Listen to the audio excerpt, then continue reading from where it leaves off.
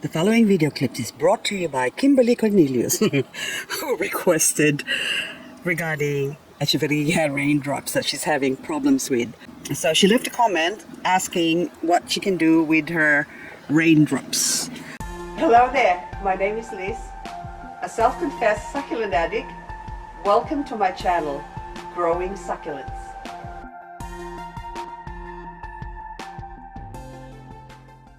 I'm going to move my camera over here just so you can see where the raindrops is, basically.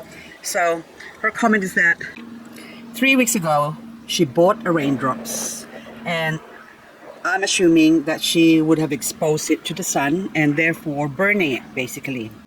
So the very first thing I do when I buy a new succulent or I acquire the new succulent is to acclimate it. That's to slowly introduce it to the sun or outdoor growing area. In this case, I've got a 50% UV shade cloth. See this wondrous magic carpet here. It's not a carpet, it's a shade cloth. 50% UV white. White, you need the white light to reflect onto your plants to color them up. If you have green or black shade cloth, it will absorb the light basically, and also the heat will keeping or making the area that you're growing your succulents in hotter than usual, whereas the white shade cloth would actually reflect the heat of your plants and just provide it with lots of light so you can have pretty succulents. So now let's go back to the Echeveria Raindrops I've got here. So I've had an ongoing experimentation because that's what I do. I like to experiment, and I swear to you, if I had a chance to study to become a doctor, I would probably end up with 2 heads now because I would have experimented with myself. But anyway, so this raindrops is not alone. This raindrop here is grown, first of all, in my 50% UV shade cloth area, plus I've got this shelf here that is sort of protecting it. So up the top here is these pretty succulents, but down in the bottom, so slowly pan it so you can see, is where my raindrops is. And this is actually exposed to a lot of light, basically. So from the second shelf, because I would count this as the first shelf, exposed to the frost with the shade cloth, of course, and also rain and whatever.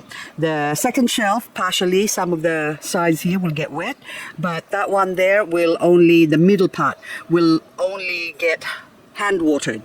Now on the third shelf, down in the bottom, as we go down, further down, now the light becomes less. Hang on, I'll go over here.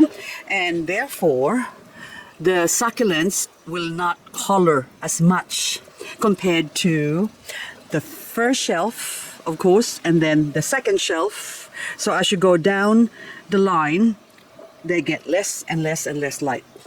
So this one now, I would like to have this colored up, but it's been sitting, this is Blue Enchantress. I've had this for about 6 weeks, and so I put it there to acclimate it because I don't want it to get burned. I want it to color, but I don't like the color black for succulents. Oh, I do like some black ones, but hang on. I'll put that there, so I can put that there now. So now if I go down in the bottom here, I'm going to show you an experimented raindrops. See that long gangly thing here? This is an Echeveria Raindrops with no drops, and it's very long. Look at that. Look how skinny and tall. It's quite, compared that to the raindrops I've got here, so that's like the same level on the shelf.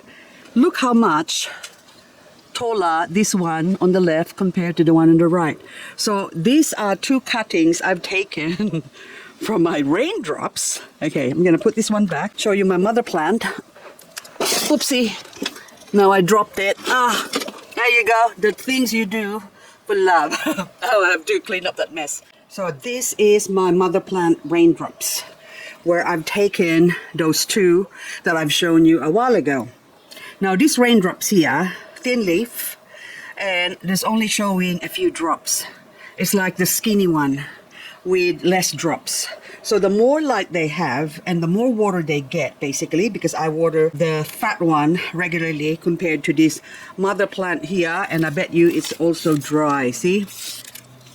Yep, the soil's dry again, so it needs to be watered again. So they have less drops. Look, these ones, I think these two are already cuttings that I've taken from that mummy plant before. So the central one has already lost a few of its babies. So you can see that those are, I should really cut this to encourage it to grow basically. But those two plants came from this mother plant. And the main mother plant has lost its bumps. And those babies, even the baby here has got a tiny little bump there. Okay, her lovely lady bump. Check it out. Now, see that one there's only got one bump, and then this one's got more bumps. So this one has been growing in here, in the corner, tucked in. If you can see, look, I have to really pan this, so orientation. I'm gonna go up, and up the top, I have little bushes sort of covering or protecting this area. So during winter, the frost will sort of settle up the top, but it doesn't get to settle on my raindrops, which is down below here, because of these viney things that I planted there. Plus on the edge, you can see that. So if I pan that, so I'm just gonna go, see shade cloth here, but the trajectory, if you go like this, it just sort of hit the edge of the pot. So that's where the level of the shade cloth. So which means that area there is still exposed, and yet it doesn't burn, nor does it get affected by the frost because of that. So placement is very important. I place it here because I want it to get a lot of light without being affected by the frost. Because if I take this pot and expose it to, say, even here, right here, with this empty patch of grass here, or weeds, or even there, which has no covering up the top at all. So I'm gonna move back here so you can see orientation. Now you get to see all my mess, but doesn't matter. So if I put that pot there and then go straight up the top, hello, sky, no covering.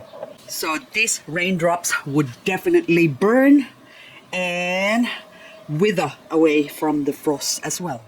Now 2 years ago, I bought these raindrops here, which has got lots of bumps, and this is quite a big plant, because when I bought it, it was already a big plant, but it wasn't that tall or high. Look, it's gone, the legs, look at those sexy legs, which I need to clear out. There you go. So this one here, again, this one is actually sort of protected. If I go straight across, this is like a straight line going up, up, up, up, up, up, up, up, up, up, up, up, the top. That's what's protecting it. So when there's a frost, the frost will go drop, drop, drop, drop, drop, drop, drop, drop, drop, drop, drop, drop, nowhere, because I've got the roof above. So, but on the edge here, if I take half a meter, so say for example to here, there's no covering anymore. You can see the sky, but so Ellen here is on the trajectory of the frost, but that can handle the frost basically. Now, this Echeveria Raindrops here did not live here before.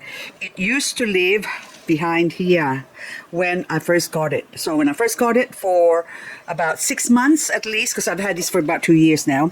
So I put it here first, I place it here basically, and then when it got bigger and stronger, actually it got smaller, but it became stronger to resistance to the sun, I slowly, well, I put it here straight away where I know it's not gonna get affected by the sun. So anyway guys, this is gonna be a short video for the raindrops, specifically dedicated to Kimberly Cornelius. So I hope you get an idea as to what to do with your raindrops, or basically any thin leaf succulents.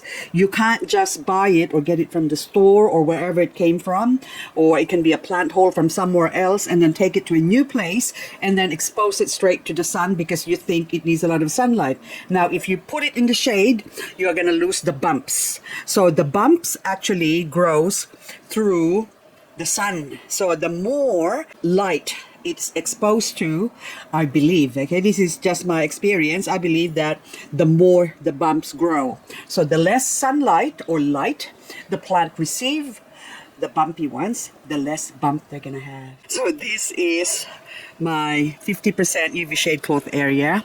So I don't know if I could capture myself without a tripod because I'm too lazy to bring out the tripod. So you can see my little stool there, and you go up the top. I just want to show you how high my shade cloth is. So I'm 5'4" was, and probably now I'm 5'3". As you get older, you became shorter and shorter and shorter. Now, I can also, let's stretch out. So I'm just sort of pushing it, okay? So that's pushing it. So that's probably about 2 meters high, I would say. Actually, the shelf, it was 2100. There you go. So 2.1 meters high is the shade cloth. Now, my shade cloth has, oh, well, my plants has got different areas where I place them for acclimatization, I can't say it, acclimating them, basically. Hang on. So say when I buy new succulents, so say for example this one, which I bought a few months ago already, so you can say Bunnings, $9.98. So that was, I think, I don't know, 6 months ago. Now, this plant, when I got it, I did not place it there. Where it is right now is because I don't have anywhere else to place it. And this plant, when I first acquired it, coming from the nursery, and of course they would have been kept for a couple of days inside the truck where it's in. So the minute I got it, I placed it down on the ground here. So that chair there, or that stool, right below, like where my other pot here. So I let them acclimate. Oh look, there's a baby growing. Oh my God, another baby growing. Oh, look at that. Anyway, so from there, I put it slowly somewhere higher. So that's why you have different levels here. This one needs to be placed up the top now. I need to harvest all those pudgies. And then you can put it then up there. And then after, say, 6 weeks, you can put it up where they can color up. At least minimum 6 weeks. I wouldn't do it earlier, or else they will still burn, even though they're in a 50% shade cloth area. So basically, that's just a tip. So now, after that, you can put it higher, like those angel's tears there. The higher they up in the shade cloth ladder, the more they color up. Now, if I take that same plant and put it somewhere lower, say for example here, that will be less colorful compared to when it's up high where the shade cloth heaven is. I bought this succulent on my anniversary, September. A few months ago, last year. I don't even know what month it is now, so I know that's 6 months ago. Anyway, when I bought this, it was a crested plant, and now it has grown bigger.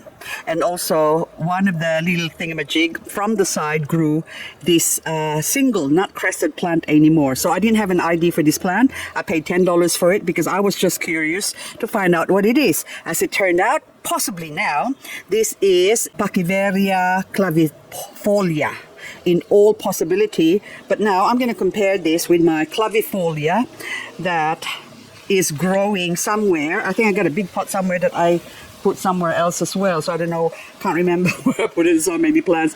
This is my clavifolia, as you can see. There you go. So this is in a 50% shade cloth area, but then again, I can see that this one's got more farina compared to that one.